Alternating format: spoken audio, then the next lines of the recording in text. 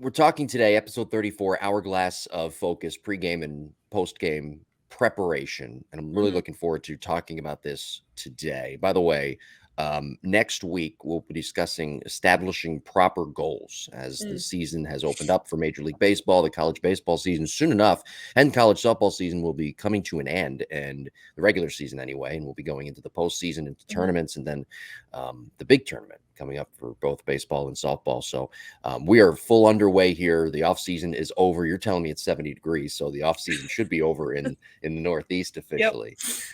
But next week we'll be talking about that, episode 35. This week on the Lab Epstein Hitting Podcast, we talked episode 136 about managing expectations and how Cool. players can go about that, managing expectations Mhm. in their season, not really pointing to a goal that's impossible, but managing your goals, managing your proper expectations to really put together a good season, both baseball and softball.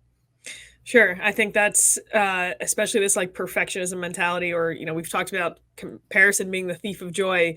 Right. If I had a bad game, I didn't have to go on social media and see how many good games other people had. So when you have this expectation that you're going to go through for three almost every time, it's not that you become okay with failure, and we've talked about this. You start to just view, okay, it is what it is. It happened. Now, how do I learn from it and move on? And I think we sometimes get stunted by that based on what our expectation was. By the way, so that's the Lab Epstein Hitting Podcast this week, episode 136. So please subscribe, Apple, Google, Spotify, and watch on YouTube, the Lab Epstein Hitting Podcast YouTube page. But I have to ask you something. I heard this in the gym. I was in the sauna and my AirPods happened to die on me. Worst time for them to die, right?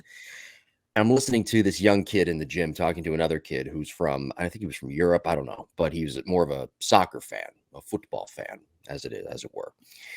And he's this kid who's sitting next to me, or at least on that same high bench as I was talking to this guy from Europe, and he was explaining college sports.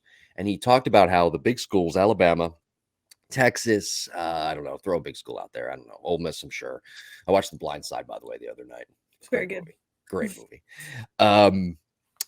And Michael Orr went to Ole Miss, for those who don't know. That's Yes. why I brought that Mhm. up. Anyway, this kid was telling this other guy how Alabama and these big schools the football team has their own mansion. They have their own teachers, their own classrooms. Is that true? You were in the athletic department. You were there, obviously. You were an athlete there. Is that true? Let's dispel some of these rumors and some of these myths and maybe some truths about these big Sure. colleges. So I know athletics in general has Mm-hmm. their own dining hall. Athletes room with other athletes. Typically, there are situations where that's not the case, but for the most part, football has dorm rooms where it's other football players there. Mm-hmm. They have specific times in the weight room where they can go in the weight room, and there's not going to be other people there.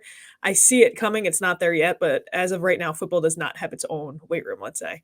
Okay. As far as classes go, there are a lot of classes that typical football players will typically take, based because based on scheduling and stuff, it makes sense, and especially in the general ed core classes that happens. But as far as a mansion for themselves, That's what I heard. That's what this kid who was probably that I 23, have 24 was never saying. heard of. Okay.